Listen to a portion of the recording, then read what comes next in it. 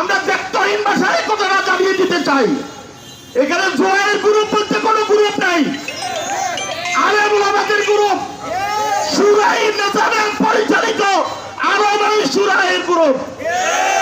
সম্মানিত বন্ধুরা, যে সমস্ত মিডিয়ার আজকে এই অপপ্রচার চালাচ্ছে, উভয় পক্ষের সংঘর্ষ, আমরা বলতে চাই হয়তো তারাও তাদের দালালি করতেছে, অথবা তাদের মোটা বুদ্ধি, মাথার গেলু নাই, জ্ঞান শূন্য তারা, জ্ঞান পাপী তারা। সম্মানিত উপস্থিতি, একজন লোক এই কথা দাবি করছে সাত গ্রুপ এবং সুরাইয়ের গ্রুপ। আমরা ব্যক্তহীন ভাষায় কথাটা জানিয়ে দিতে চাই, এখানে জোয়ারের গ্রুপ বলতে কোনো গ্রুপ নাই, আলেম ওলামাদের গ্রুপ, শুরাই নেতাদের পরিচালিত আরো নয় শুরাইয়ের গ্রুপ।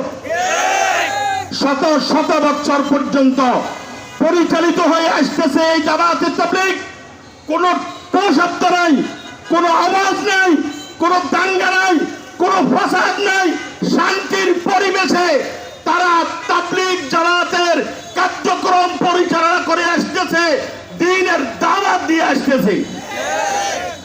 এই শান্তির মিশনকে আজকে রোডে আনতে যারা বাধ্য করেছে তাদের দাবি করতেছি আমরা। ফুলগাজীতে যে সমস্ত জাতির সদস্যরা রয়েছে, আপনারা যেখানে পান তাদেরকে প্যাকেটে ভরে প্রশাসনের হাওলা করুন। সম্মানিত উপস্থিতি,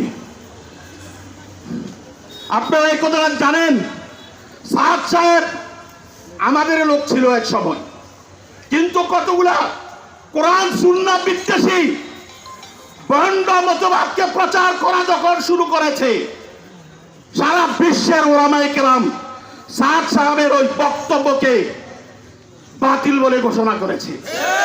সেদিন থেকে তারা হক্কানি ওলামায়ে কেরামের সাথে থেকে মসজিদে দ্বীনের দাওয়াত দিয়ে কারো কাছে দাওয়াত দেওয়ার অধিকার হরণ করেছে। এই কারণে কোন সাদপন্থীর অনুসারীরা যদি কোন মসজিদে গিয়ে দ্বীনের দাওয়াত দিতে চান, স্পষ্টভাবে তাদেরকে বাধা দিতে হবে, প্রতিহত করতে হবে।